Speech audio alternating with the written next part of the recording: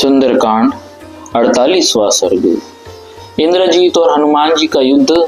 उसके दिव्यास्त्र के बंधन में बंधकर हनुमान जी का रावण के दरबार में उपस्थित होना।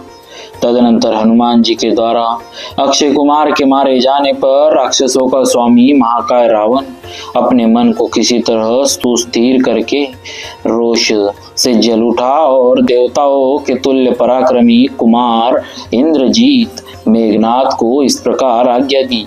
बेटा, तुमने ब्रह्मा जी की आराधना करके अनेक प्रकार के अस्त्रों का ज्ञान प्राप्त किया है। तुम अस्त्रवेत्ता, शस्त्रधारियों में श्रेष्ठ तथा देवता और असुरों को भी शोक प्रदान करने वाले हो। इंद्र सहित संपूर्ण देवताओं के समुदाय में तुम्हारा पराक्रम देखा गया है। इंद्र के आश्रय में रहने वाले देवता और मरुदगण भी समर भूमि में तुम्हारे अस्त्र बल का सामना होने पर टिक नहीं सके हैं। तीनों लोकों में तुम्हारे सिवा दूसरा कोई ऐसा नहीं है जो युद्ध से थकता ना हो।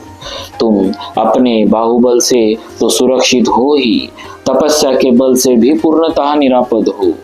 देश काल का ज्ञान रखने वालों में प्रधान और बुद्धि की दृष्टि से भी सर्वश्रेष्ठ तुम ही हो। युद्ध में तुम्हारे वीरोचित कर्मों के द्वारा कुछ भी असाध्य नहीं है। शास्त्रानुकूल बुद्धि पूर्वक राज कार्य का विचार करते समय तुम्हारे लिए कुछ भी असंभव नहीं। तुम्हारा कोई भी विचार ऐसा नहीं होता जो कार्य का साधन न हो। त्रिलोकी में भी एक भी ऐसा वीर नहीं जो तुम्हारी शारीरिक शक्ति और अस्त्र बल को न जानता हो। तुम्हारा तपोबल, युद्ध विषय पराक्रम और अस्त्र बल मेरे ही समान है।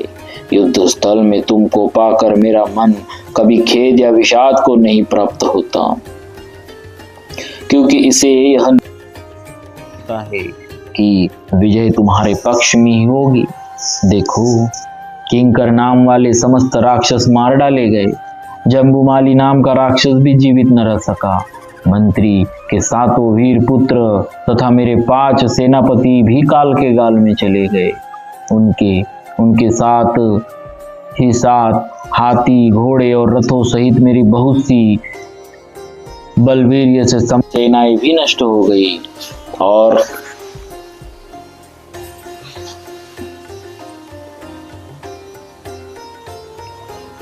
उनके साथ ही हाथी, घोड़े और रथों सहित मेरी बहुत सी बलवीर्य से संपन्न सेनाएं भी नष्ट हो गई और तुम्हारा प्रिय बंधु कुमार अक्ष भी मार डाला गया।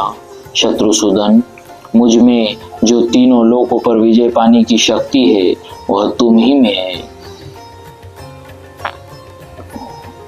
पहले जो लोग मारे गए हैं उनमें वह शक्ति नहीं थी, इसीलिए तुम्हारी विजय निश्चित है। इस प्रकार अपनी विशाल सेना का संहार और उस वानर का प्रभाव एवं पराक्रम देखकर तुम अपने बल का भी विचार कर लो, फिर अपनी शक्ति के अनुसार उद्योग करो। शस्त्रधारियों में श्रेष्ठ वीर, तुम्हारे सब शत्रु शांत हो चुके हैं। तुम अपने और पराये बल का विचार करके ऐसा प्रयत्न करो जिससे युद्ध भूमि के निकट तुम्हारे पहुंचते ही मेरी सेना का विनाश रुक जाए। वीरवर, तुम्हें अपने साथ सेना नहीं ले जानी चाहिए, क्योंकि वे सेनाएं समूह के समूह या तो भाग जाती है या मारी जाती है। इसी तरह अधिक तीक्ष्णता और कठोरता से युक्त वज्र लेकर भी जाने की कोई आवश्यकता नहीं, क्योंकि उसके ऊपर वह भी व्यर्थ सिद्ध हो चुका है। उस वायुपुत्र हनुमान की गति अथवा शक्ति का कोई माप तौल या सीमा नहीं है। वह अग्नि तुल्य तेजस्वी वानर किसी साधन विशेष से नहीं मारा जा सकता। इन सब बातों का अच्छी तरह विचार करके प्रतिपक्षी में अपने समान ही पराक्रम समझकर तुम अपने चित्त को एकाग्र कर लो। सावधान हो जाओ। अपने इस धनुष के